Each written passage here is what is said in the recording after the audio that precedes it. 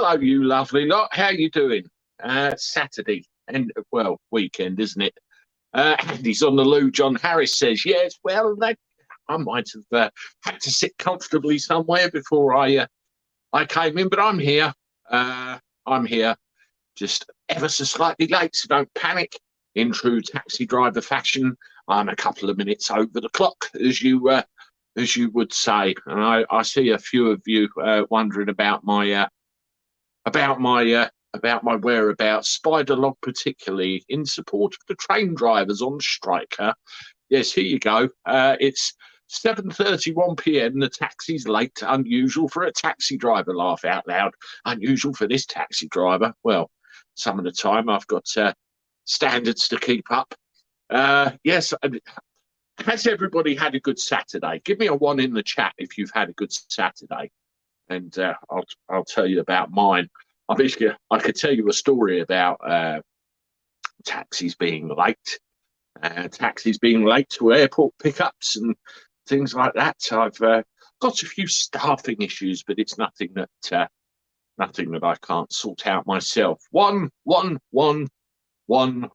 Everybody's a 1. That's it. John Harris is a 2. So, have you had a shit Saturday, John Harris? Well, it's perked up now, because you're here with the Gabby Cabby family, and we can have a natter. As the title of this live stream entails, I have had Spider-Log. Yes, I have had a bad fucking day, like you would not believe. When you first came across me, a lot of the subscribers that have been with me since the day dot, I was driving a Mercedes. That was my car of choice, my taxi, my pride and joy. That Mercedes is now in a garage with an oil leak. Not just any oil leak, it's got a very bad oil leak. It's coming out at the side of the lower engine housing, the crankshafts, drive seals, and a couple of other places. It's leaking like a sieve, basically, pissing oil everywhere. Not only that, my wife's car, her Ford Focus, starts making some rather horrible, grungy, that kind of thing. And I thought, oh shit, this sounds clutch related. Take it down my mechanic, and lo and behold, I was correct. Now, with a clutch on a Ford Focus, you're looking at somewhere around 800 quid. And to repair my Mercedes, it's effectively an engine rebuild of the bottom part of the engine. Not worth it. Yeah, it's running into the thousands by all accounts. So I've had a double kick in the teeth today. Not only is my wife's car fucked, my Mercedes is also fucked. So the only working car we've got at the moment is the minibus, which is outside. I'm in the garage again today because it's a little bit warm. And we just got to hope that that's going to be okay. But the problem is, of course, with only having one working car, I have to take my son down to the thing. I have to take my other son out to somewhere else, and I have to take my wife out. It looks like I've got the place to myself this evening. Way! So yes, I can get some bits and pieces done, but I am going to work early in the morning. I think 2:15 is my first one, actually. So I'm in for a bit of a long morning. And then I'll have to go and get the Mercedes from the garage and bring it back here and let it piss oil all over my driveway, because that's all it's good for. Very, very depressing. I got quite upset about it, actually, because my friend who passed away helped me get that car. So there's a little bit of sentimental value attached to it also. So I was a bit like, okay, we can do that. Andy, why not get a driverless? Yeah, one that drives itself. That'd be good. I think what I'll have to do is make more YouTube videos. Cars won't break down then, but phones can overheat. That is one thing, definitely. Listen, folks, if you've just got here, please hit the like button. Let's get that done straight away. We've got nearly 40 of you in the chat already, and we could do getting that rocking and rolling. So I appreciate you all popping in and saying hello. That's wonderful. I'd like to throw out a special thank you to Rafi, my technical guy in the background, because he's been working his magic and getting everything tickety-boo once again after the break I had. And, we're rocking and rolling. We're climbing up the subscriber ladder again. So that's wonderful. And, of course, I've got all you to appreciate for that. And I thank you very, very much indeed. Let's have a quick look at the chat and see what people have got to say. Oi, oi, Andy, that's Kirky Bailey. Hello to you. Sue Hay, hello to you. Yes, Paul Hoskin, I agree with that. The world is going mad. John Harrington, hello to you. And, of course, Alan Pape, good to see you. Zena, hi to you. Put on old sheet down so it doesn't leak oil on your landlord's driveway, Andy. Yes, I think it's a bit late for that, but there was a method I come up with once about getting oil out of a driveway. I might have to do that. Like a Johnny Cab, Anna Perkins says. Good evening, Andy. Yes, that's John. Hello, Lucinda. Good to see you. I had a breakdown once. It was called a nervous breakdown. I had a nervous breakdown earlier when I got told about my car. That was crazy. Absolutely crazy. Sounds like you need to borrow my wheelchair, Andy. I might get further with that. Or, could do with one of those mobility scooters. I could put my company name on the back, but I could only take one passenger and about half a suitcase. That's the trouble with that one. But hey, shit happens. That's what you got to say. Shit happens. So thankfully, with the current states the cars are in, hopefully we buy any whatever. That thing that Philip Schofield likes advertising. Try and get a little bit of money back for them. And put it towards something else. That's probably the way we'll have to go with that one. But time to think, time to reflect. But I hope you will see English girls and play the football, Lucinda. I missed that one. Shit happens when you least need it or expect it. Sorry, it's a double bubble of stuff. It certainly is, Anna. And my minibus is going in for a service on Thursday. And also it's Jack's birthday at the end of this month as well. So money. I think my poor old credit card's going to get a bit of a bashing. But we get this in life every now and again, don't we? Where everything runs smoothly and then you get a kick in the arse and then another one and then another one and then another one. Bavarian Illuminati wagon, you should know better. Ford all the way, parts a 10 a penny, Dave the rave. Yeah, I've got a Ford Tornado and the wife's car is a Ford Focus. That's the two main cars, and then obviously my Mercedes as well. I love my Mercedes. It was a wonderful car, but obviously I think our time is at an end there. But we'll have to work out what we're going to do. That's a family thing. Hi, Julie Baldwin. Hello, Julie. I didn't see you in there, but good to see you. Zero Games. Hello to you. I shall not lease anyone with wokeness. Don't swear in here. God blimey. Angela Danimal. Hi, Andy. Sorry to hear you've had a bad day. Onwards and upwards, bud. Absolutely. That's the only way to look at it. Alan, typical crap German engineering. Yeah, it's. I got told with the Mercedes when they're older, they can leak out of places. One of my drivers told me about a thing called K-Seal, where you can basically pour it in the engine and it's supposed to block up leaks here, there, and everywhere. But I don't think I like the sound of that. It could go pretty wrong. We'll have to see what happens. Right, we're 10 minutes in, folks. We've got just about 50 of you watching. So welcome, everybody. Welcome to the daily chat with Andy the Gabby Cabby. Good to see you, everybody. If you haven't done so already, give me a like. We need to get that algorithm rocking and rolling and get this channel moving places. And I appreciate that, and appreciate all your support and all your comments. Hello to all the subscribers, the channel members. Remember, only if you want to, £1 a month keeps me in coke. And hello to the Patreon members in there as well. Thank you for all of your support, all of you. That's wonderful. I'm back in the garage at the moment. It's about 26, 27 degrees outside. It's okay, but I'm just a bit worried the phone might overheat. You know, if I sit in the car too long, so it's not worth the risk. So I come back in here. I'll have to find out about getting one of those backdrops kind of around the back of me, really. Anyway, did you know that Boris has found a new job? This is actually quite wonderful.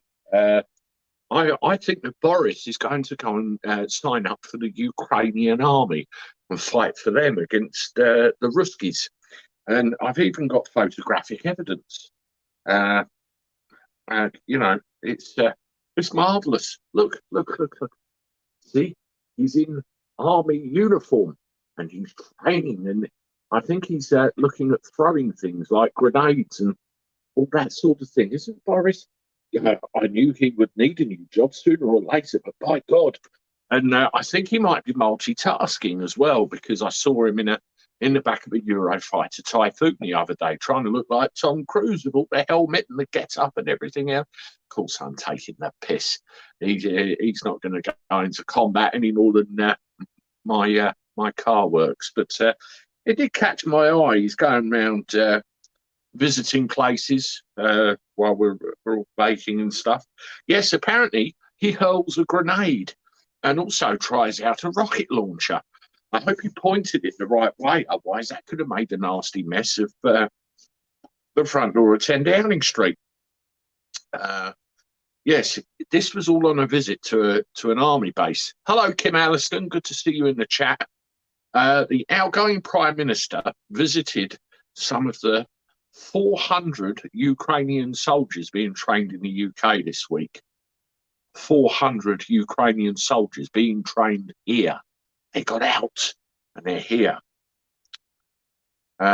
Yes, and there's a comment about the invasion, but yeah.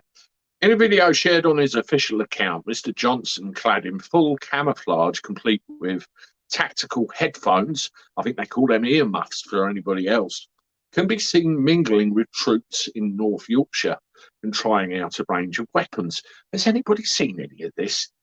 It was the PM's second military exercise this week, coming days after he was pictured going full Top Gun in the cockpit of a Eurofighter Typhoon. There you go. Yes, Julie Baldwin. Hope he points it in the direction of France. We'll come to that one next. I mean, look at this man of action. He must be having a whale of a time. I reckon they should sign him up. Look, there's Private Johnson right there. Or they can make him. He could be one of them out of Dad's army, couldn't he? Corporal Pike. Definitely not Captain Mannering. I think that's too high ranking. See, there he is on a machine gun. Wow. Doesn't he look the part? I hope he knows what button to push. Oh my God. Look here, look at this. Is he trying to see where the Downing Street cats disappeared to, or keeping an eye on Carrier, or is he working out which way France is, I wonder? There's quite a few choice things there. The footage shows Mr. Johnson overseeing training exercise in a mock urban environment. He can also be seen pulling the pin from a dummy grenade and hurling it, getting to grips with a machine gun and taking aim with a rocket launcher. As the camera pans over a Ukrainian flag lying next to the Union flag, Mr. Johnson says, "I've been meeting some of the 400 troops who are being trained by our forces getting ready to go and fight in Ukraine. That's part of a huge commitment we've made to train Ukrainian forces. We want to train about 10,000 of them over the next 4 months." So, well and truly, sticking his oar in. I mean, there's other pictures here as well. That comes on top of the investment we're making in supporting Ukrainians with weaponry, 6,900 anti-tank weapons, 120 armoured vehicles, and much more besides, including rocket launch systems. And the Americans, the Germans, and others are all providing support as well. We hope to the course of that war start to push back Putin's evil attack on Ukraine. I know that in the end, the Ukrainian people are going to succeed. I know the Ukrainian forces are going to succeed. I'm very proud of the role the UK has been able to play. And he's even spoke to his pal, Vladimir. I mean, this is absolutely nuts. I mean, the amount of time and effort they're putting into this, I suppose the net result of it, you could justify just about anything that's going on in the world right now. You could say, oh, it was Ukraine. It was all their fault. Yeah. And meanwhile, how do we pay our bills? I mean, did you see that thing yesterday I did about Martin Lewis coming up with, civil disobedience? Let's not pay our bills. And there was a few people that quite rightly pointed out on there, well, if you've got a prepayment meter, we're all really screwed one way or the other. Anyway, what have we got? The Sergeant Major told Boris he couldn't join the army. He told him, there's no way I'm letting you anywhere near my privates. Yes, I've got to call that one out. Yes, there we go, Paul Hoskin. The Sergeant Major's not letting him anywhere near his privates. Wonderful, brilliant. That's made me laugh. David Crosby, thank you very much for the £1.49 super sticker. That's great for your support there. I appreciate that very much. Go straight in the tin. I never learned to keep quiet, Anna Perkins says. Yeah, exactly. What? Who's that? John Harris. John, what have you said? Why have we got all the money to give away when people are going to go cold and hungry this winter? I think it's the usual story, isn't it? They give more of a shit about everyone else, the virtual signalling, and look how big and wonderful we are to all and sundry, and not necessarily thinking about their own people before the likes of everyone else. It's never going to change. And you look at, the likes of Liz Truss and Rishi Sunak, they're all cut from the same cloth. We're royally fucked, I think, basically. Boris can be Officer Dibble. I like that. I like that very much. John Harris, I didn't think I'd ever see the day that we had food banks in this country. No, I know what you mean, John. I mean, the other crazy thing I read about the other day was warm banks. Did you hear about them? I did a video on that a short time ago, where you go to a library or an office or a doctor's surgery or some other public building and use their heat, light and warmth because you apparently can't afford to necessarily use your own. It's crazy. And I get the feeling it's going to get a lot worse before it gets better. I don't want to be doom and gloom, but we've got to be realistic about it. It's going to drag on, and is it all by design? This is the thing. Hello, Manchester man. Good to see you. Hope you're well. Also, I'm not too bad. Apart from the obvious car trouble, which I talked about earlier, we're doing okay. Yeah, John Harris, exactly right. The money will be there to go kill other people. I mean, I read, I'm very much into my military history because I like the stories that are born out of, the conflicts and any progress we make with technology, and even just, heroic stories, for example. There was a story about a pilot, a US naval pilot who was in a squadron, and he ended up ages above them, saw a gaggle of Soviet aircraft, and there was a big dogfight between these aircraft, and the Americans managed to get away. But in effect, it was a direct punch-up between American and Russian forces. I think it was about the time of the Korean War, and they were very much shushy, don't tell anybody. So it's like we've been on a knife edge for 50, 60 years maybe, and we don't get to hear about everything all of the time. But I think, there's a great history of conflict in this world in one way or the other. And I hope I see the day where we can all live in peace. But I get the impression there's going to be some kind of nasty stuff happening before that goes on. David Crosby, how many dinghies in today? You know what? I don't know. I didn't even look. Probably too fucking many like any other day for sure. Absolutely. Kim Alliston, thank you very much for the £10 super sticker. That's very much appreciated. And your support as well. That's lovely. Thank you very much. And hope you're well. I've seen you on our NYPD American Friends channel a couple of times the other day. And it's always good to see some of my subscribers over there with Bill and Phil. That's what you call cross-pollination. And that works quite well. Kirky Bailey, they spend their benefits on the wrong thing. This is the daily chat with Andy the Gabby Cabby, everybody. Hope you're doing all right today. You've had a good Saturday. We had a little bit of a show of hands earlier to see what kind of day you've had. And I see some of you have been okay. If you haven't done so already, we've got nearly 80 in the chat watching. We could do with that number going up a little bit, to be quite honest with you. So if you haven't done so, please hit the thumbs up.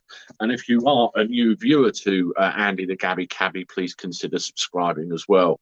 It's a great thing to see you all here. Dave the Rave, thank you very much for the £5 super chat. Food banks, look up miners' strikes in the 80s when government cut off benefits to those who joined the picket line. I will do. I mean, the miners' strikes kind of figure slightly in my family history. My dad was a police officer for a good 22 years. He was in the army as a military policeman before that. And my mum's in the chat, but she won't mind me saying my mum and dad split up in the early 80s about the time of those miners' strikes. And I remember them very well. My father was pulling some rather stonking, horrible shifts at the time. And, I have some customers which are ex-miners, and they've told me some stories from the other side. It's awful. But, yes, I'll have a look up at food banks because, again, as I said, I like the history. Reading up about, what's happened in the past, which shapes now. Unfortunately, though, sometimes we never bloody learn, do we? This is the thing. Sometimes we never, ever learn from our mistakes and our blunders. Let's have a look, see what some of you are saying. Julie Baldwin, thank you, Dave the Rave. Absolutely. I remember the miners' strikes. It was disgusting what the government did. Absolutely, John Harris. There wasn't any winners out of that. Well, there just wasn't. It decimated an entire industry, didn't it? I remember the miners' strikes, Divian Ringo says. Good to see you on this evening. Hope you're well. That's Nigel the Handyman. Good to see you as well. Thank you very much. Hello from Chester. Hope you are well. Yes, I remember the miners' strikes. The Cornish miners decided to strike with them. Mark McCabe, if you can't sell the coal for more than you can sell it for, then that's business. So on and so on and so on. Some of you who are older than me, where are we? Stop the crap about the miners. Wilson closed down more bits than Thatcher. Honesty and truth, that leads into what I was about to ask. Some of you that are older than me, I remember the strikes in the early 80s, obviously, because I was here. Was there another load of strikes before that, like in the 70s? Something up here tells me there was, but could somebody clear that up? Because I'm not 100% sure. I'm sure there was. And by the way, honesty and truth, no need to shout. Let's see, capital letters. I did spot you. Don't you worry about that. Hey, Jean Whitehead, lovely to hear. That's Lucinda. The politicians didn't listen to their history lessons. especially Putin, Biden, and Jinping. Yeah, poor old Biden getting the big C and the convids all in one day. He made a bit of a gaff back there, didn't he? Alan Pape, Thatcher destroyed the unions and looked after the workers. Kind of upsetting. Let's not fall out over it. We're, we can have dithering opinions. We all come from different places and different lives and different experiences. It's just one of those things. It's part of history, and you were on a side of it, either right or wrong. Yes, there was Andy in about 1972. Thank you, John. I thought that sounded about right. Loud letters, yeah. Well, that's getting attention, definitely. We're in the 1970s. Okay. Yeah. Can I just ask everyone to give me a 1 in the chat if everything seems okay connection-wise? It's I've just seen a couple of funny things with the comments where they seem to be jumping about a bit. So can we just have a quick sound check, and can you let me know that you can still hear me? Okay. Alan, yes. Yeah, all seems okay. Look what Trudeau did to the truckers. Yeah, very valid point there. 111. Yeah, we're all okay.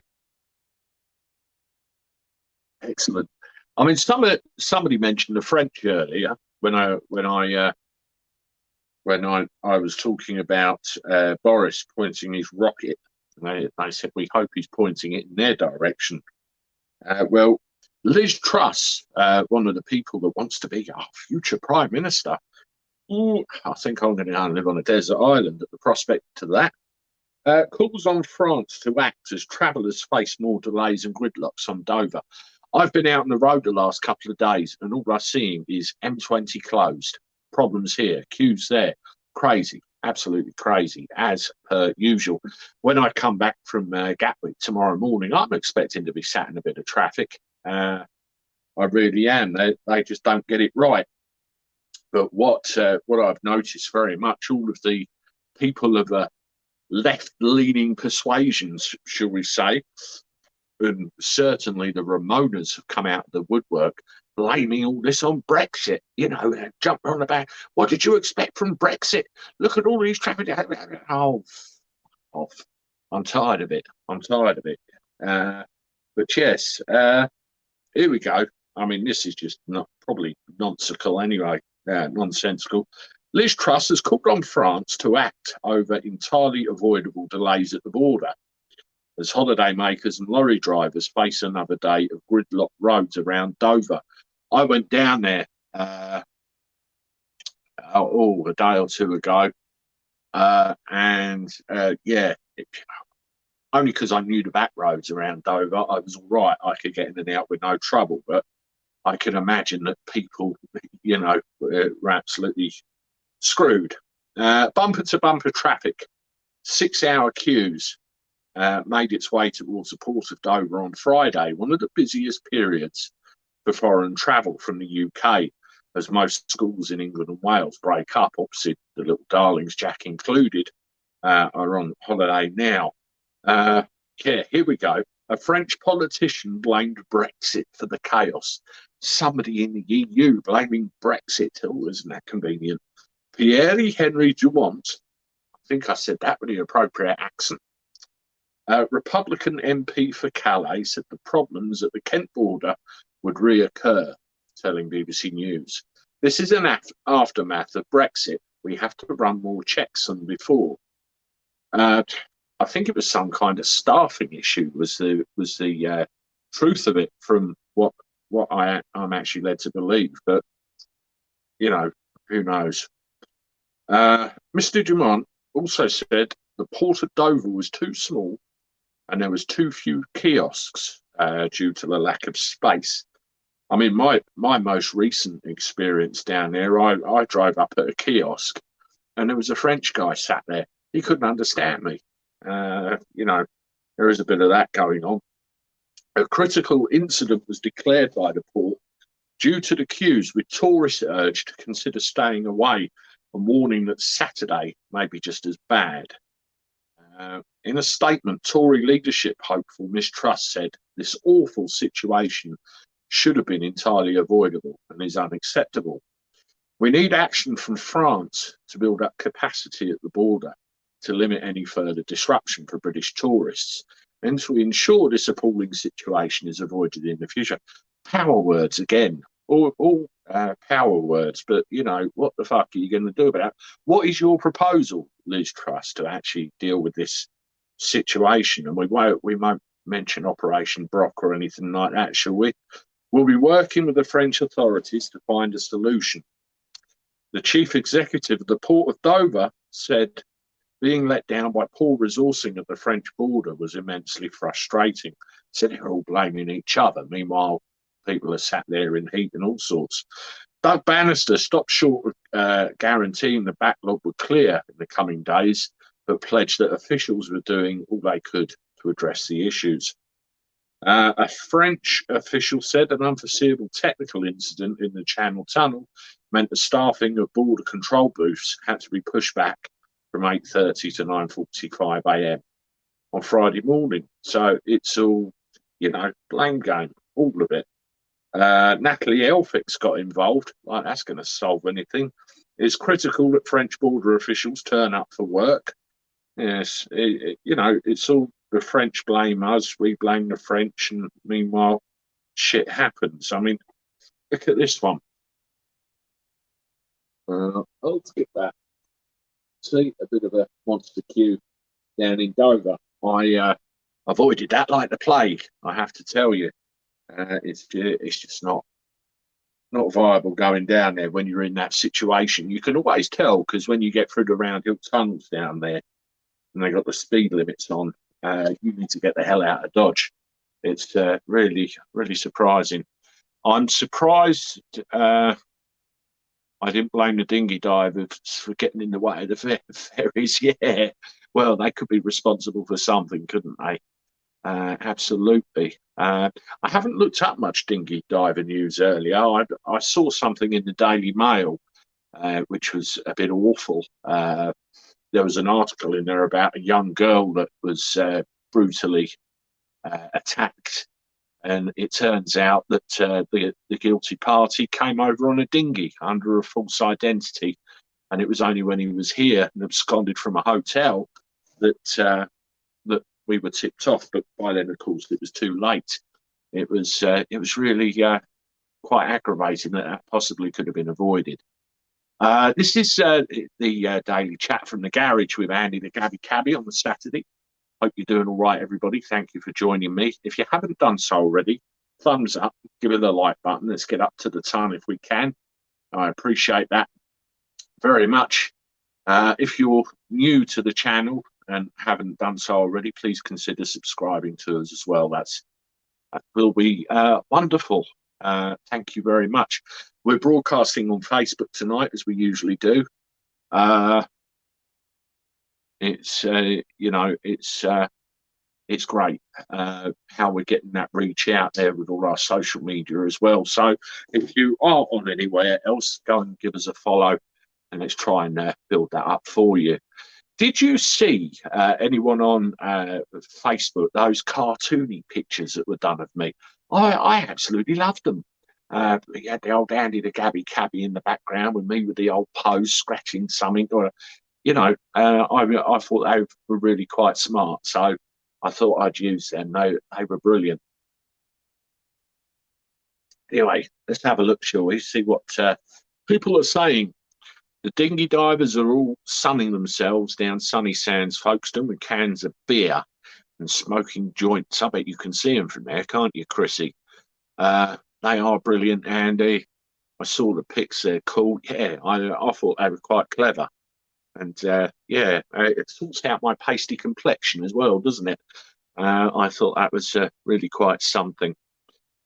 Cosmic War Toad, like I said in a previous comment, you'll never get a politician on the front line when there's a war on, unless they're visiting a base, but get bundled to safety if the base is attacked. Yeah, I mean that's the thing, you know, when Boris went over to Ukraine to see his best buddy Vladimir. and he was wearing a suit as if he was walking down the street in London. That smelled to me very fishy. But who am I to say anything?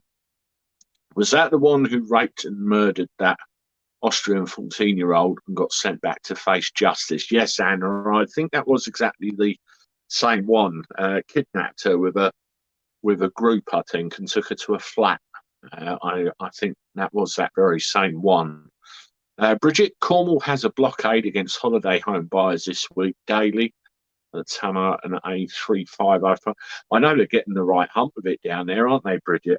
I've seen graffiti on walls and all sorts. You know, these are not second homes kind of thing. 87 watching and 66 likes. Thank you, Blood Nose. Come on, folks. Let's get those likes up. Let's get them going.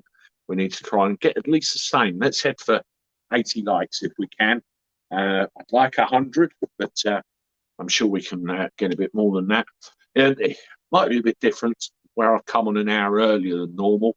I've had to today because of the situation with the cars. My wife's going out this evening, so I've got to go and take her out about 8:30. So I had to swap it around a little bit. But there you go.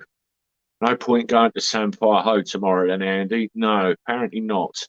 Kirky Bailey, I know a guy that works in Saudi oil supply. They got about 300 billion barrels in reserve, the highest bidders. It's a scam. Yes, that doesn't surprise me. Is our reporter on the ground for the Dover area, Chrissy Williams? Absolutely.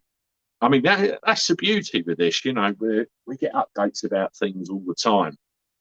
And, you know, from all of you. And then I can look into things then and see what's good and what we can bring to the attention. It's a good thing. We had 3 jabs, got it from friend, just come back from 10-day cruise, Nigel the handyman. I'm hearing lots of people recently in that same situation. You've had it all, and then, yes, bang. Anna Perkins, I bet you also remember listening to Radio Luxembourg under the bed sheets with your torch and favourite book or comic. I'm surprised. Yes, I think we caught up with the comments there now. I'll tell you, I saw a story earlier. I didn't know whether to laugh or cry. I felt sorry for the guy. Let me tell you something, right? I have a... Have you heard of celiac disease, where you can't have gluten, bread, pizza, anything, cake, anything with gluten in, you can't have it? Well, I have a gluten intolerance. Not so much I can't have gluten. There's only so much I can take, and then I get gutache and all sorts. Well, I come across this thing earlier, and I did. The headline, right? Dad, who hasn't stopped farting since he ate a ham roll in 2017, sues for £200,000. Hasn't stopped farting since he ate a ham roll in 2017.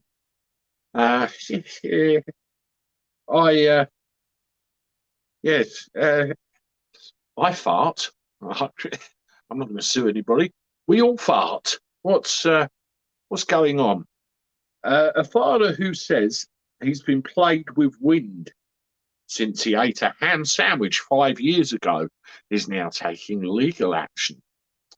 Tyrone, 46, claims that since he ate the ham roll at a Christmas market in 2017, his life has never been the same.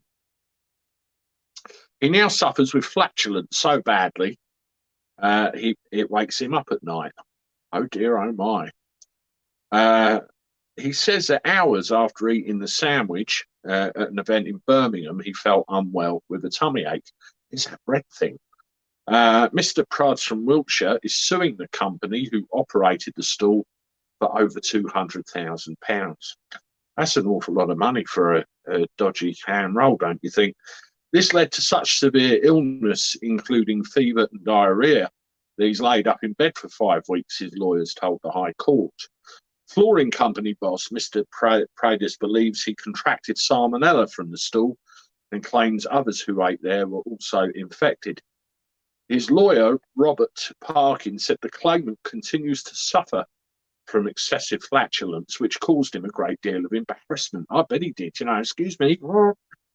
The symptoms are primarily fatigue, altered bowel function associated with churning. The claimant's stomach continues to make frequent noises. The extent of the symptoms have been life-changing. He said there was a Public Health England investigation leading to the stall being closed, deep cleaned. A total of 16 people in 3 groups complained of similar symptoms after eating the stall at the stall. He says the 2 cases of salmonella were confirmed as originating at the stall between the 9th and 11th of December. He alleges the company was negligent in supplying a contaminated in a contaminated manner the BAP, and it was not one which was suitable for human consumption, he says. Environmental health operators found E. coli on a knife at the stall, but no evidence of salmonella. But operator Frankfurt Christmas Markets Limited denies blame, with its barrister Philip Davies saying Mr. Prades, sorry if I mispronounce his name, has not claimed to suffer from E. coli, but rather salmonella. The allegation the bat was contaminated with the bacteria is not admitted and must be proved. Mr. Davies said the company is also disputing the size of the claim. Well, I would, over a ham roll, which probably cost about £4. The case is now set to go for trial at a later date. So they are actually taking it seriously and going through it. Now, I would, okay, I get you can eat something dodgy at a stall or a restaurant or something. Yeah, better out and in, definitely. And become ill as a result. I get it. But over the course of a few years, I don't want to say anything, but is there something more underlying going on? Who knows?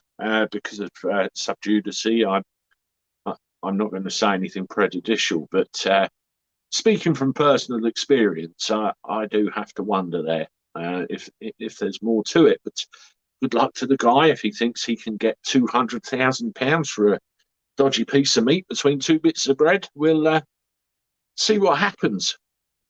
But I'm going to stay on for another 3 or 4 minutes, guys, and we'll just see what people are saying, and then we'll wrap up. I've got to take my dear wife down to the town. Don't forget, if you haven't done so already, everybody, please hit that thumbs up. We're about 96 people watching now, and we could do with a few more. Let's get that up and running.